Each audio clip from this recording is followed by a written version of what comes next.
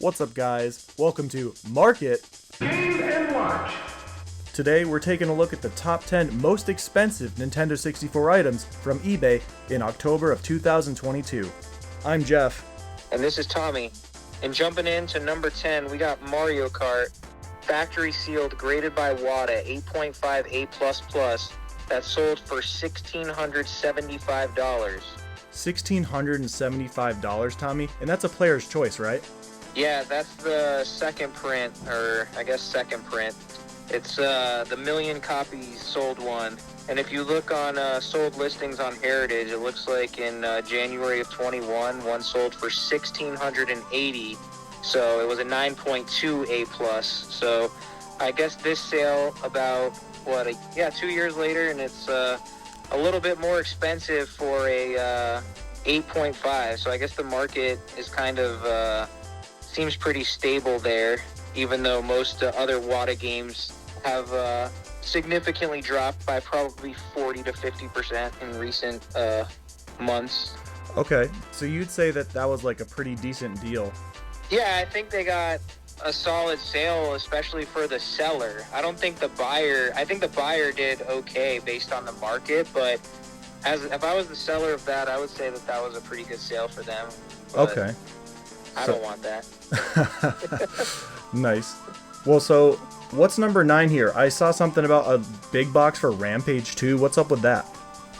Yeah, so number 9, we got Rampage Universal Tour, which is the big box exclusive. I think that was Target. It came with, I guess, 3 different plushes, and that one sold for $1,736 on October 4th. It came with like one of 3 plushes, right? Yeah, this one had the Ralph plush, but I guess it could have been George and maybe Lizzie, I think, is the other one. Okay. Yeah, that's crazy, man. Like, didn't you say you've seen some of those plushes sell on their own for a ton too, or no? Yeah, sometimes I think the plush is actually what's most rare. If you look on eBay right now, there's only like 1 or 2 that actually have the plush, but there's like 9 of them of the big boxes, like just the big box. And I actually know somebody who has like 3 big boxes but doesn't have a plush. Oh, damn. So I guess the boxes turn up even more than the little plush dolls, huh? Jeez. Yeah, definitely. So what do you think overall? Like, was that an okay deal at $1,700? I mean, that's a lot of money, but what do you think? I think that actually sold pretty low in my opinion, because I almost bought one in like 2014 for like $3,000, but I didn't because I thought that was too expensive. Jeez. Damn, that's a high item. Well, so number 8, I saw something really cool. This is a demo cartridge for Donkey Kong 64, and instead of being yellow, it's gray. It was almost $2,000. Yeah, that one sold for $19.99 on October 17th of 22. Jesus. This one's pretty cool. I definitely owned it one time. I'm pretty sure you have a copy still, yeah? I did have a copy for a few years before, and the sad thing is, man, it sat on my shelf for almost like 2 or 3 years before I even played through its 3 demo levels, which is just pathetic. But yeah, it's a cool little item, and I know it's hard to find. Yeah, I think I owned it for 6 years, and I turned it on 2 times. The day I got it and the day I sold it. Yeah, it's a cool little thing too. I think you start with that boss fight. You're Chunky Kong, and you're fighting against that dragon, and then there's that mine cart. I know you have to get more coins, and in the third one, you fight against that like second round of that armadillo fight, and he's got like a voice that sounds like Whizpig from Diddy Kong, so that's pretty weird. I don't know if you remember that crap. Yeah, no, I saw videos on it before.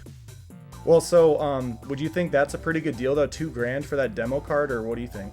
I'd say that it's pretty solid for both the buyer and the seller. I don't think it's a terrible price at all. I remember it used to be like $500, like back in like 2014, if I'm not mistaken. I paid $350 for mine in like 2013 or 2014. Yeah, that sounds right. I mean, I remember, they didn't show up too often, and I was like pretty pumped when I got one for like $330, and recently, just to be, open about this whole buying and selling thing, I think mine, when it sold, it might have gone for like 11 or 12, so but I don't think it looked quite as nice as this one that went for almost $2,000, and I know the market has only gotten hotter anyway. No, definitely. But And then the next one we got, what do we got here? let's see. So I saw it was GoldenEye first print, only a 6.0 A plus, for $2,000, and this one ended in auction. What do you think about that? Well, looking back on like actual sold listings on Heritage, I mean, I would say that $2,000 for a 6.0 A plus. I mean, I don't know. I mean, listen, if you look at it from the standpoint that somebody paid for a 5.5 B plus Player's Choice February of 21, and they paid like $80 less. It sold for $1,920. So I'm sorry, $100 less. Right. And they got a 5.5 B plus, and theirs was a Player's Choice Game of the Year edition, which is for sure like the lowest quality. Damn. So whoever bought that one, I feel for them. They were just in that pump and dump market, you know, they got caught up. But so for a first print 6.0, I would say this person did better than, you know, obviously a year or two ago. People buying now are going to do better than anybody that bought in 2020, 2021. Okay. You know? You were saying it was good for the buyer or the seller? Sorry. Oh, you're fine. For which one? 6.0 2000. I think it's good for the buyer. I mean, since it's a first print, it's a it's not a great grade, but you know, they still have a copy. You know, I don't have a sealed copy of 007. You know, the first person shooter that started it all. You know, we wouldn't have had so many games without it. So. Just blazing the trail, Rareware in '97. That's a super cool game to have sealed. I think that's pretty epic. But speaking of Rareware, number 6 I saw for the most expensive is Banjo-Tooie WADA. But speaking of grading here, 9.4 A++. That is an A if you were to get that on a test. 94%. Just making sure you guys remember that. That was always a good mark to get. I'm just saying, compared to a 6.0. But anyway, 2200 ending in auction. What do you think about that one? Yeah, I mean, I would say they did pretty fire, because if you look back, January 29th of 2022, one sold on Heritage for $4,320. So the same exact grade. So, you know, literally waiting 7 months, and it literally went down 50%, almost 46% if you want to be technical about it. But true. I mean, that's a significant drop, and you know, for such a solid game. I mean, Banjo-Kazooie, Banjo-Tooie, those are like classics in my opinion. So I think the buyer did great. And I mean, if you look back just 5 years ago, before everybody went crazy for graded games in 2022, I mean, as a seller, you should still be pretty happy for selling, you know, this game for $2,200, I think. Yeah, that's true. And I bet the buyer, if the buyer, remembered, you said it was almost like twice that before, they're probably pretty excited to get like such a high grade for 2200. I think. Yeah, for sure. I mean, A++ seal is like impossible to get. Yeah. I've graded maybe 50 games with WADA. I know a lot of people don't. Some people, you either like them or don't like them for whatever reason. You know, games are meant to be played, blah, blah, blah. Like, that's what everybody says. But, you know, sometimes, you know, they do look kind of cool. So, I think. Yeah. I'm not super for them or super against them. You know, they're a business. I have PSA graded Pokemon cards. I mean, it's no different, bro. It's CGC graded comics. I have a few comics. Like, there's nothing... There's nothing wrong with grading things, you know. It just keeps them in the condition that they're in at that moment, you know. Yeah, you're preserving them in that never before used state. It is pretty neat. As at least like, so as of course we know as friends, but you're the more collector, I'm the more player. Like, it's even I understand like the prestigious feeling of like an unopened game that's 10, 20, even 30 years old. But I know we have more coming on that. Speaking of it, number 5, keeping going with these classics, WADA 8.0 Zelda. That was Ocarina of Time, right? For 2100. Buy it now, or no? Yeah, 2099. Yeah, 99. So yeah, $2,100 for an Ocarina of Time. Okay. Which I mean, at that current moment, that was probably literally the best you could have done So, I mean, that's pretty much the best you could have done for an Ocarina of Time factory sealed, at that given moment in October, I'm sure. Mm-hmm. But, since we're recording this in January of 23, so we kind of have a little bit more perspective than the guy who bought it in October 7th, 3 or 4 months ago, whatever that is. Yeah. Literally on December 13th, somebody paid $2,280 on Heritage for a 9.0 A++. Damn. And I mean, like I said, A++ seal, I mean, that's just, I've graded a bunch of stuff, and I think I only have 2 or 3 A++ seals. I mean, it just doesn't exist. It's a hard one. It's hard to get, and this one's 9.0, so, like, it does break that point where it's anything, a 9, it's an A. Like, it's technically mint. You know what I mean? Sure, it's not dead mint. It's not gem mint, but it's in the mint category because it's a 9. So I think that person did very okay as a buyer, but as a seller at that exact moment, the seller cashed in for who knows what's going to happen in the future. But at this exact moment, I would say it wasn't a terrible sale for the seller, and long term for the buyer. I mean, who knows what really is going to happen, If you're going to let me bump it up, a whole percentage and get, a perfect seal, I mean, for $180, I'll do that all day with all of my games, No kidding. And it's Ocarina, but that's like one of the that's like the pinnacle of the system for so many people. To have that like in mint unopened, that's pretty epic. But speaking of epic adventures, at number 4 I saw we have an 85 plus graded Paper Mario for $2,425, and this was an auction with over 20 bids. What do you think about that one, man? Personally, since back in 2020 I decided that I was investing, LOL. Paper Mario is actually one that my dumbass bought. Yeah, for like sealed, you said?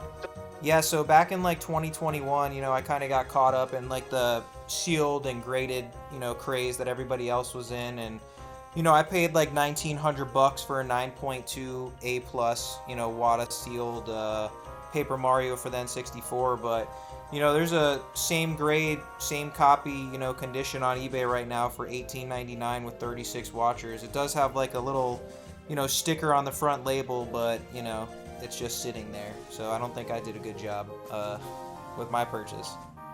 Okay, geez. So you'd say maybe that this 85 plus, did that sell kind of high for 2,400, or do you think it's coming down? It looks like, I guess.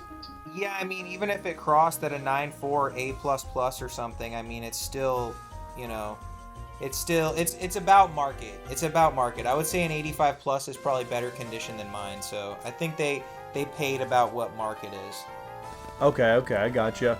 Well, and so that's a pretty good number for an 85 plus Paper Mario. I know there's a lot of fans of that title, but moving into a game that I'd say has less fans for what the game actually is, but of course collectors know this one. Number 3, Clay Fighter for $3,500 at the very end of October, October 31st, and it looks like it was 11 bids. What'd you think about that one? I mean, they bought a cartridge in a box. I mean, this particular person, hopefully they know how impossible it is to find a manual. I mean, I used to have the game complete in the box. I sold it back in 2018 for $3,300. Probably one of the cleanest copies, around, and I definitely, I got a good price for it. I mean, there was 3 other copies on eBay for roughly the same price when I sold mine, but this particular person, I think, if they don't mind not having a manual for a really long time, I think they did okay. I mean, but the condition of this box just doesn't look to be, up to par with what they paid, especially if a cartridge goes anywhere from, I see low buy it now is at $600, upwards of $1,200 for this cartridge, Yeah, man. So it looks like they paid pretty much. They added about $2,000 of value or more for that box. That I see what you mean. It doesn't look like it's in the best shape, and they didn't take the best pictures of it. That's kind of funny seeing their little bent up finger like that, just pointing at it. I don't know what they're doing there. Yeah, definitely need to go back to eBay 101. Well, Well, man, like, we're really getting to the obscure stuff now. What could be more rare than Clay Fighters? Number 2, I saw a gold N64 complete in box for $3,700, and I saw the note you sent me that it ended in an auction for $3,650, and then I guess that sale didn't go through. Then they put it up for a buy it now of $3,700, and that sold. That thing is so expensive now. Like, I know the console itself is worth, what, a few $100? I mean, what's up with the box adding so much value? Well, you know, it was a Toys R Us exclusive, so it's like really hard to find. I know when I was collecting Nintendo 64 way back in the day, I mean, like 2014, 2013, I mean, it took me a few years to actually find that. And that particular one, I mean, $3,700 for the condition it was in. I mean, it was pretty nice condition. I mean, I'm going to be a little bit biased and say that mine is a little bit better condition. But for $3,700, I think the buyer and seller both did a pretty good job. I do think, though, that, you know, finding a nice condition box is near impossible. I know there's a box on eBay that, you know, has just been sitting there, and it was like, I think almost $2,000 for like just the box, and it's like in completely mangled condition, you know. So you said there's a listing up right now with just a shit box. Yeah, well, actually, I guess it's a complete in box one, and the box looks like it was ran over by a tractor, and it's $2,500 actually. 57 watchers, $2,500. So, you know, for an extra $1,200, I mean, I think they did a pretty good job getting you know, a super clean one.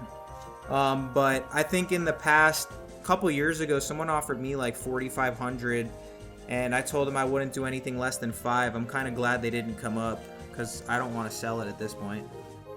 Man, that's crazy that condition matters so much. Like, to have the same item but just in obviously much less shape for $2,500 versus $3,700, and no one's even biting on that on the rougher shape. I mean, that's just crazy. But speaking of crazy, so we're gonna get to number 1 here, and this is a really obscure item, the Wide Boy for the N64. Buy it now for $5,000. Which is just insane. Like, what the hell is the Wide Boy? What's up with that? Yeah, it was actually $4,999 with $14.50 shipping, bro. You gotta add that part. That's true. I mean, this thing was a prototype. I guess it could play Game Boy Color games on it. You know, we could do Game Boy on the OG Super Nintendo, but with the Super Game Boy. But this was actually never released. It's definitely pretty cool. I mean, $5,000 though, you got me messed up. I'm definitely not paying $5,000. But for a pretty hype, one of a kind, you know, maybe there's less than 100 in existence. Obviously, I don't know that number for sure, but I've only seen, you know, a dozen or less come up for sale in the last, you know, 12 years I've been in this hobby. So it's definitely something that's, you know, pretty wild. But what about that buy it now? I mean, now that we're in the future and we see what happened in December 27th, what about that, bro? What about that picture? Yeah, so paying, you know, basically $5,000 for that thing in October, but whoever hung around and waited and didn't pull the trigger, they must have been pretty pumped about that one in December. I saw it was $1,000 each. I don't know where that person got those, and it looks like they had multiple of them based on the picture. Like, did they used to work for Nintendo, or what the hell's up with that? Yeah, it looks like they had 3 of them, and 2 of them had X's with sold. I mean, honestly, you know, I wish on December 27th I had just been on my computer knowing that that was going to pop up, because I for sure would have bought that for $1,000, knowing that, you know, somebody out there is willing to drop $5,000 on it. Yeah, that's insane. Like, just seeing the difference between $5,000 and $1,000. I mean, they maybe show up like once a year. I don't know. And I bet that October buyer must have been kicking themselves when they're like, "Holy shit, I could have saved $4,000." Yeah, for sure. I mean, they maybe, if they even saw the sale, not a lot of people are lurking like eBay solds, except a bunch of backdoor hoes, you know, trying to snatch some deals and backdoor people. But, you know, most people aren't looking at that, so I'm sure the buyer, if they put it in their collection, I'm sure they're, you know, probably content with it, you know? That's true, that's true. I mean, hindsight's 2020, and it looks like they got a nice copy of Wide Boy. Not like, you know, I know anything about that, but man, so that's the top 10 expensive N64 listings on eBay in October. You know, can't wait to look at November and Make sure to let us know, guys, what systems you want to see, what libraries you want to see the most expensive of. Like, follow, subscribe, all that good stuff. You guys can find me, Tommy, on Instagram, Retro Game Trader, and you can find Jeff. Where can we find you, Jeff?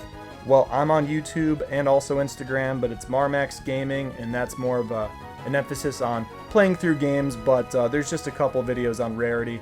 But overall, Tommy and I, we're going to keep collabing and keep the market Game & Watch growing and churning out videos here.